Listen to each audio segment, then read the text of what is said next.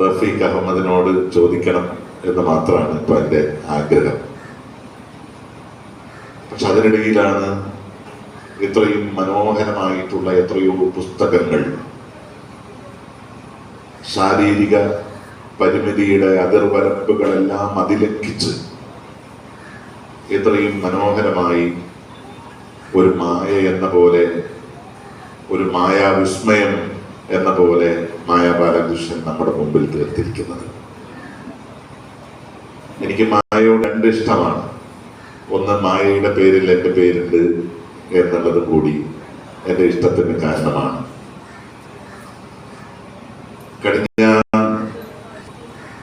2006 മുതൽ ഈ കൊച്ചിയുടെ ശബ്ദ ലോകത്ത് ഞാൻ മാഷിയും ചേർന്ന് 1 മണിക്കൂർ, പിന്നീട് അത് കുറഞ്ഞിപ്പോ അരമണിക്കൂറായി നിങ്ങളോടൊപ്പം ആ ശബ്ദവഴിയിലൂടെ ഇങ്ങനെ സഞ്ചരിച്ചു കൊണ്ടേയിരിക്കുകയാണ്.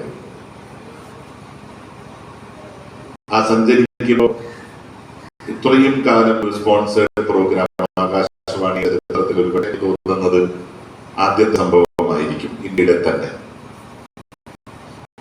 15,000-ത്തിലധികം കത്തുകളാണ് ഈ പ്രോഗ്രാം വഴി മുതൽ ഇപ്പോൾ ഞാൻ നിൽക്കുന്ന ഈ 2025 രാവിലെ വരെ വായിച്ചു തീർത്തിട്ടുള്ളത്. അതിനൊരു ശരാശരി കണക്കെടുത്തതാണ്. ഒരു ദിവസം 1 മണിക്കൂർ ആൾ 4 കത്തുകൾ വെച്ചും പിന്നീട് 2 കത്തുകൾ വെച്ചും കൂട്ടിയപ്പോൾ അത് 15,000-ത്തിലധികമായി വരുന്നുണ്ട്. അപ്പൊ 15,000-ത്തിലധികം കത്തുകൾ വായിച്ചിട്ടുണ്ട്.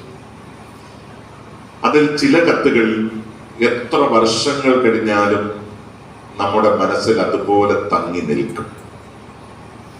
അങ്ങനെ തങ്ങി നിൽക്കുന്ന കത്തുകളായിരുന്നു മായാ ബാലകൃഷ്ണന്റെ കത്തുകൾ.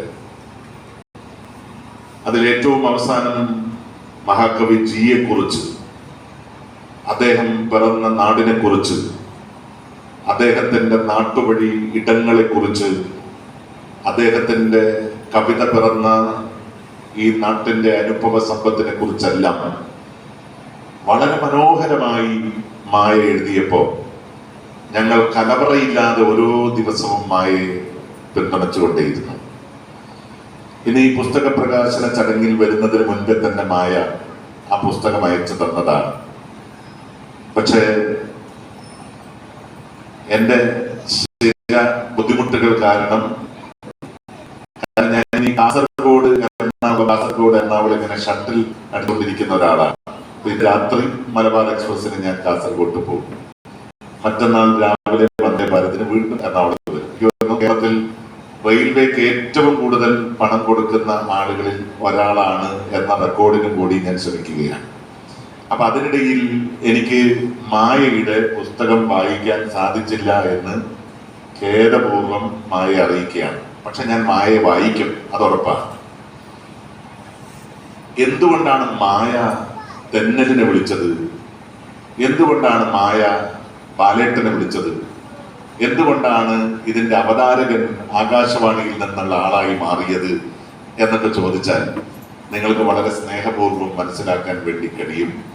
മായയുടെ ജീവാത്മാവും പരമാത്മാവും റേഡിയോ ആണ്. ഈ പുസ്തകത്തിൽ തന്നെ പല ഇടങ്ങളിലായി ഞാൻ റേഡിയോയുമായി ബന്ധപ്പെട്ട അനുഭവങ്ങളും ഒക്കെ ഇവിടെ ഇരുന്ന് ഒന്ന് ഓടിച്ച് നോക്കിയപ്പോൾ കണ്ടു. അതിലൊന്ന് അച്ഛൻ്റെ സംഗീതത്തോടുള്ള അഭിരുചിയും സിനിമാ ഗാനങ്ങളോടുള്ള പ്രതിപത്തിയും അതിൽ മായ ആ കാലഘട്ടത്തിൽ റേഡിയോ അനുഭവിച്ച രീതിയും ഒക്കെ എഴുതിയിട്ടുണ്ട്. മറ്റൊരിടത്ത് റേഡിയോയുമായി സഞ്ചരിക്കുന്ന അച്ഛനോടൊപ്പം സഞ്ചരിക്കാൻ മായ കാണിച്ച ഒരു വ്യഗ്രതയെ കുറിച്ച് ഈ പുസ്തകത്തിൽ എഴുതിയിട്ടുണ്ട്. എന്റെ പേര് എവിടെ എഴുതിയിട്ടില്ലല്ലോ അല്ലെ? ഉണ്ടാ ആദ്യ പുസ്തകത്തിൽ എഴുതിയിട്ടുണ്ട്. അപ്പൊ എല്ലാ പുസ്തകത്തിലും എഴുതാനുള്ള യോഗ്യതയൊന്നുമില്ല. ഞാൻ ആ പുസ്തകം വായിച്ചിട്ടില്ല. അപ്പോ മായയ്ക്ക് റേഡിയോ ഒരു വല്ലാത്ത അഭിനിവേശമാണ്. അതിനകത്ത് ഇന്ദിരാഗാന്ധിയെ കുറിച്ച് എഴുതിയിട്ടുണ്ട്. ഇന്ദിരാഗാന്ധിയുടെ മരണസമയത്ത് മായ ചെറിയ കുട്ടിയായിരുന്നു. 1984 ഒക്ടോബർ 31 ഇന്ദിരാഗാന്ധിയുടെ ചിതാഭസ്മം കേരളത്തിലേക്ക് കൊണ്ടുവരുന്നു എന്ന് കേട്ടപ്പോൾ ചിതാഭസ്മം കാണാൻ വേണ്ടി പോയ ആ സമയവും ഇതാണോ ചിതാഭസ്മം എന്ന് തിരിച്ചറിഞ്ഞ നിമിഷവും ശ്രീ കെ കരുണാകരനെ കണ്ടതും ശ്രീ എ കെ ആന്റണിയുടെ സിസ്റ്റർ ഇവിടുത്തെ സ്കൂളിലെ അധ്യാപികയായിരുന്നതും എ കെ ആന്റണി എന്ന സഹോദരനെ കണ്ടപ്പോൾ അവർക്കുണ്ടായ സന്തോഷവുമെല്ലാം ഒരധ്യായത്തിൽ അവരിങ്ങനെ വരച്ച് കാണിക്കുന്നുണ്ട്. അപ്പൊ ഓരോ അധ്യായവും അതിന്റെ ആമുഖത്തിൽ സൂചിപ്പിച്ചതുപോലെ വളരെ മൃദുവായ ഒരു സ്പർശനം മാത്രമാണ്. വളരെ ലളിതമായിട്ടുള്ള ജീവിതത്തിന്റെ ഒരു കാലഘട്ടത്തിന്റെ വസന്താവിഷ്കാരമാണ് സത്യത്തിൽ ഈ പുസ്തകത്തിലെ വരികളെല്ലാം. അതുകൊണ്ട് വേണമെങ്കിൽ എനിക്ക് തോന്നുന്നു നിങ്ങൾക്ക് ഒരു 1.5 മണിക്കൂർ എടുത്ത് ഈ പുസ്തകം വായിച്ചു തീർക്കാൻ കഴിയും. കാരണം ഇതിനകത്തെ ഓരോ വരികളും നിങ്ങളുമായി ബന്ധപ്പെട്ട് നിൽക്കുന്നതാണ്. ഇതിനകത്തെ ഓരോ അനുഭവങ്ങളും നിങ്ങളുടെ ജീവിത കാലഘട്ടത്തിനകത്തെ അനുഭവങ്ങളാണ്. ഇതിനകത്ത് എഴുതാൻ ആഗ്രഹിച്ചതെല്ലാം ഒരുപക്ഷെ നിങ്ങളും ഒരു പുസ്തകം എഴുതിയിരുന്നെങ്കിൽ അതിനകത്ത് എഴുതി വെക്കാൻ സാധ്യതയുള്ളതാണ്. ഞാനെപ്പോഴും ചിന്തിക്കാറുള്ളത്, ഒരു പുസ്തകം എങ്ങനെയാണ് ഒരു അനുവാചകനെ സംബന്ധിച്ച് അല്ലെങ്കിൽ ഒരു വായനക്കാരനെ സംബന്ധിച്ച് പ്രോക്സിമിറ്റി അല്ലെങ്കിൽ ആത്മബന്ധം ഉള്ളതായി മാറുന്നത് എന്നെപ്പോഴും ഞാൻ ചിന്തിച്ചിട്ടുള്ളത്. അത് അദ്ദേഹത്തിൻ്റെയും കൂടി അനുഭവങ്ങളും അദ്ദേഹത്തിൻ്റെയും കൂടി ആവിഷ്കാരവും അദ്ദേഹത്തിൻ്റെയും കൂടി കഥകളുമായി മാറുമ്പോഴാണ് സത്യത്തിൽ ആ പുസ്തകങ്ങൾ നമുക്ക് ഏറെ ഇഷ്ടപ്പെടുന്നത്. ഇപ്പൊ നമ്മളൊരു സിനിമ കാണുന്നു, ആ സിനിമയിൽ ഒട്ടേറെ കഥാപാത്രങ്ങൾ ഇങ്ങനെ ജീവിച്ചു പോകുന്നുണ്ടാകും. പക്ഷെ അതിലെ ഒരു കഥാപാത്രം റഫീഖിയല് പലപ്പോഴും നമ്മളായിരിക്കും എന്ന് പലപ്പോഴും നമുക്ക് തോന്നാറുണ്ട്. ഞാൻ അധികവും മോഹൻലാലിന്റെ നായക കഥാപാത്രമാകാൻ ആഗ്രഹിച്ച ആളാണ്. പക്ഷെ ചില ആളുകൾ അതിനകത്ത് വില്ലനാകാൻ വേണ്ടി പോലും ആഗ്രഹിച്ചവരുണ്ടാവും. അപ്പോൾ ഒരു കഥ രൂപപ്പെടുമ്പോൾ ആ കഥയ്ക്കകത്ത് നമ്മളാണ് ആ കഥാപാത്രം എന്ന് തോന്നിക്കാൻ ഒരു പുസ്തകത്തിനോ അതല്ലെങ്കിൽ ഒരു സിനിമയ്ക്കോ അതല്ലെങ്കിൽ മറ്റേതെങ്കിലും സൃഷ്ടികൾക്കോ സാധിക്കുമ്പോഴാണ് യഥാർത്ഥത്തിൽ അതൊരു സർഗാത്മക പ്രപഞ്ചം നമ്മുടെ മുമ്പിൽ തുറന്നു വെക്കുന്നത് എന്നാണ് എനിക്ക് തോന്നിയിട്ടുള്ളത്. ആ അർത്ഥത്തിൽ മായയുടെ ഓരോ വരികളും, മായ എഴുതി തീർത്ത ഓരോ സ്നേഹാക്ഷര വഴികളും അത് നമ്മുടേതും കൂടിയായി മാറുന്നു എന്നുള്ളത് നിസ്സംശയം നമുക്ക് പറയാൻ വേണ്ടി കഴിയും. ഞാൻ വരുന്നത് കാസർഗോഡ് ജില്ലയിൽ നിന്നാണ്. കാസർഗോഡ് ജില്ല എന്ന് പറയുമ്പോൾ സപ്തഭാഷകളുടെ സംഗമഭൂമിയാണ് എന്നൊക്കെ ഞങ്ങളിങ്ങനെ പറയാറുണ്ട്. എന്ന് പറഞ്ഞാൽ കുറേ ഭാഷകൾ ചേർന്ന് ഒരുമിച്ച് ചേരുന്ന ഒരു ഭാഷ. ആ കാസർഗോഡ് നിന്ന് എറണാകുളത്തേക്ക് എത്തി എറണാകുളത്തെ ഒരു റേഡിയോ സ്റ്റേഷനിൽ ഇത്രയും കാലം പ്രോഗ്രാമിംഗ് ഇങ്ങനെ നടത്താൻ സാധിക്കുമ്പോൾ എന്ത് ഊർജമാണ് ആ പ്രോഗ്രാമിന് ചെയ്യാൻ കിട്ടിയത് എന്ന് ഞാൻ പലപ്പോഴും അറിയിക്കാറുണ്ട്. ഒരിക്കലും അതിന്റെ ഒരു പണമല്ല കേട്ടോ, അതിനൊരു പണം കിട്ടാറുണ്ട്. നിങ്ങൾ അത് എത്രയാണെന്നൊന്നും ചോദിക്കാൻ പാടില്ല. അപ്പോൾ നമുക്കൊരു വരുമാനം സ്വാഭാവികമായിട്ടും ഏത് തൊഴിൽ ചെയ്താലും കിട്ടും. പക്ഷെ വരുമാനത്തിനപ്പുറം കിട്ടുന്ന ഒരു സത്യസന്ധമായിട്ടുള്ള ഒരു എന്താ പറയുന്നത്, ഒരു കോൺട്രിബ്യൂഷൻ അല്ലെങ്കിൽ ഒരു റെമ്യൂണറേഷൻ, പ്രതിഫലം എന്ന് പറയുന്നത് മായയെ പോലുള്ള ആളുകളുടെ സ്നേഹമാണ്. സത്യത്തിൽ ഇന്നലെ രാത്രി ഞാൻ നാട്ടിൽ പോവേണ്ടതായിരുന്നു. ഞാൻ അധികം പരിപാടികൾ ഏറ്റാൽ മനോഹരമായിട്ട് ഏൽക്കുകയും മനോഹരമായിട്ട് പ്രോഗ്രാമിന് പോവാതിരിക്കുകയും ചെയ്യുന്ന ഒരു നല്ല ശീലം എന്നെ സംബന്ധിച്ചിട്ടുണ്ട്. അതുകൊണ്ട് എനിക്ക് തോന്നുന്നു ഇന്ന് നിങ്ങളും എന്നെ ആരും വിളിച്ചിട്ടൊന്നുമില്ല. കാരണം ഇയാൾ വരാൻ സാധ്യതയില്ല എന്ന് തോന്നിയത് കൊണ്ടാണോ എന്നറിയില്ല. പക്ഷെ മായയുടെ ഒരു പുസ്തകം, മായ എത്ര ദിവസമാണ് എനിക്ക് മെസ്സേജ് അയച്ചത്. ഞാൻ ഒരു മെസ്സേജിന് അധികം അങ്ങനെ മറുപടി ഒന്നും അയച്ചില്ല. പക്ഷെ മായ തുടർച്ചയായി മെസ്സേജ് അയക്കുന്നു. ഇതാണ് ആദ്യത്തെ നോട്ടീസ്, ഇനി വേറൊരു നോട്ടീസ് വരും എന്നൊക്കെ വരും. അപ്പൊ ഞാൻ നോക്കുമ്പോ എന്റെ ഫോട്ടോ മാത്രം അതിനകത്ത് AI വെച്ചിട്ട് നന്നാക്കിയിരിക്കുന്നു. തന്നെ നമ്മളെല്ലാം കാണാൻ ഭംഗിയില്ലാത്തത് കൊണ്ടാണോ എന്നറിയില്ല, നിങ്ങളെ നന്നാക്കി വെച്ചിട്ട് നിങ്ങൾ മുടിക്കുകയാണ്. എന്നെ കുറച്ച് മോശമാക്കിയിട്ടുള്ളത് കൊണ്ട് AI വെച്ചിട്ട് നന്നാക്കിയിട്ടുണ്ട്. പക്ഷെ നിങ്ങൾക്ക് ഇവിടെ വന്നപ്പോ മനസ്സിലായിട്ടുണ്ടാവും അല്ലെ, അത്ര മോശമല്ല എന്ന്. കാരണം ആശയിച്ച് ഈ റേഡിയോയിൽ പറഞ്ഞ് നമ്മളെ മോശമാക്കി വെച്ചിട്ടുണ്ട്. പക്ഷെ നിങ്ങൾക്ക് നേരിട്ട് കണ്ടിട്ടുണ്ടാകുമ്പോൾ അതെല്ലാം മാറി എന്ന് ഞാൻ വിചാരിക്കുകയാണ്. കൂടുതലൊന്നും ഞാൻ പറയാൻ ആഗ്രഹിക്കുന്നില്ല.